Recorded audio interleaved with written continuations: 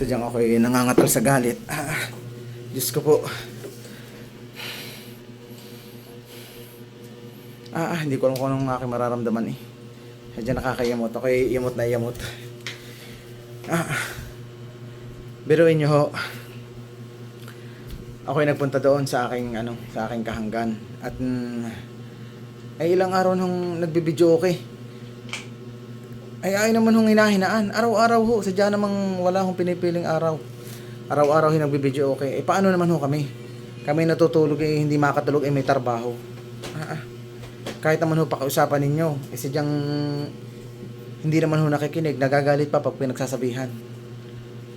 Bari 3 araw na hong sunod-sunod. Sobrang lakas naman ho. Sabi ko nga ho ay pahinaan.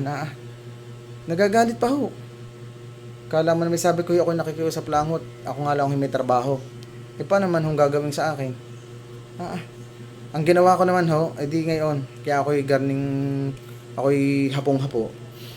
Ako'y pawisang-pawisan pa. Ako'y nagpunta ho doon sa aking hipag, barangay ho, dating konsyal. At sabi ko nga ho, ako'y samahan. At sabi ko papakiusapan nga ho. At ano ga naman ho kami, hindi naman iba eh. At magkakamag-anak eh. Sabi ko ako'y samahan, papakiusapan ho. Lagi naman ho gayon, sobra naman. Kasi ako nakakagalit ho. Ako'y sadyang iyamot na iyamot. At diyan ako'y iyamot na ho. Hindi ko alam, ako'y sadyang sasabog ang aking dibdib sa galit ho. Kung alam nyo lang ho, ang aking nararamdaman ngayon, nakakapaiyak eh. Sinamahan ho ako ng aking hipag, din eh. Pagdating ho namin, ayun, nagkakantahan ho. Maraming pulutan, nagkakantahan. Pinapasok ko ang aking hipag, yung barangay ho, na ang aking hipag yung barangay eh. Tsaka ho ako, pinapasok, sabi tuloy kayo, di kami tumuloy. Pero ako'y nangangatalo sa galit. Diyan ako'y nangangatal ho. Na sadyang ngalingali ko kung makapanuntok ho eh. Ngayon di lumabas yung yung may bahay ho, yung aking kahanggan, yung lalaki. Ang sabi ho, di ako'y sabi sa akin, kumain naga kayo, ako hindi naimik. Sabi ko, hindi ako naimikot, masama ho ang loob ko. Hindi kayo pag masama ang loob, hindi kayo basta-basta makakaimik. Hindi, sabi ko, ako imimik naman ho, nakailang tanong na ho. Sabi ko, kumain ako. Salamat ho. Sabi ko, ako lang yung may sasabihin sa inyo. Sabi ko gayon. Sinama ko ang aking hipag na barangay at may sasabihin ako. Bago ko masimulan ng aking sasabihin, sabi ho, pilit ho ng pagpapakain. Sabi, kain muna kayo. Siyempre, di napilitan din nga ho, di kumain din ako. Ako'y tumikim muna konti. Kita ko kaya pala ho may bisita akong galing Maynila. Marami daw akong dalang pagkain. Ilang araw doon daw ako titigil sa kanila ng ilang araw. Marami ang pagkain. May mga lechong manok ho nandoon. Tsaka may pansit, spaghetti, tsaka may sopas. Tsaka may mga adobo pa ho. Yan, may mga chicken curry pa ho eh. Tsaka yung, kang tawag doon, may mga minudo, iba't iba ho, na parang pistahan eh. Marami yung pagkain. Hindi, syempre, kami nga yung napilitan, hindi kami pinakain ho. Ako tumikim lang ho na konti ng pagkain. Ako napakasama ho ng loob ko sadya.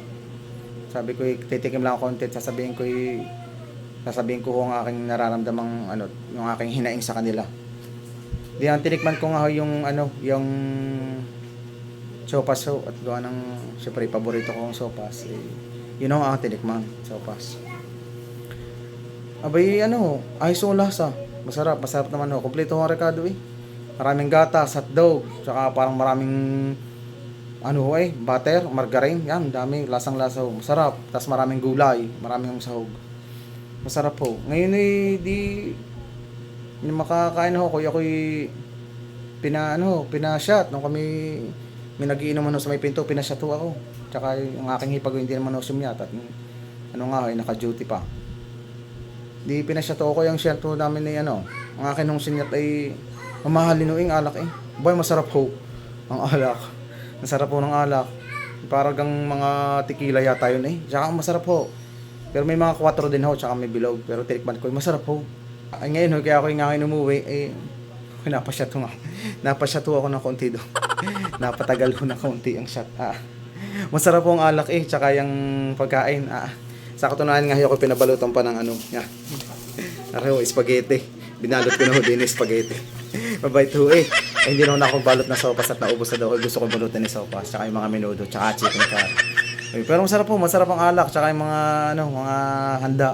Sarap po, tsaka mabait naman yung puntahan eh. Mabait puntahan, tsaka yung, yun, nag-asikaso naman ho, magaling tumagot ng bisita nga ho. Ayun. Ayun, di, ayos naman ho, kaya ako'y napasyatong ng konti, aking sasalin lang aring binalot ng spaghetti. Pinadala ako, napakabait ho. Basta ang napulot kong aral doon, edi, pag kayo galit, wag basta magagalit.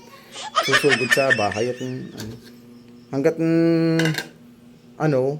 pwedeng unawain ho. Pagka ang mga nagbibideo okay naman at yung mga okasyon, pabayaan nyo kahit ilang araw ho yan. Kahit malakas ho, edi kayo na lang ho mag-adjust. Kahit kayo may trabaho, edi anong puyat ng kaunti. Basta wag ho kayong basta-basta magalit. Ay, sasalin kong spaghetti. Sarap na rin. Natulo-tulo pang sauce. Sarap na rin. Wag ho kayong basta-basta magagalit. Wag ho kayong gayon. Diyan na lang ho kayo at naikwento ko nga lang ho.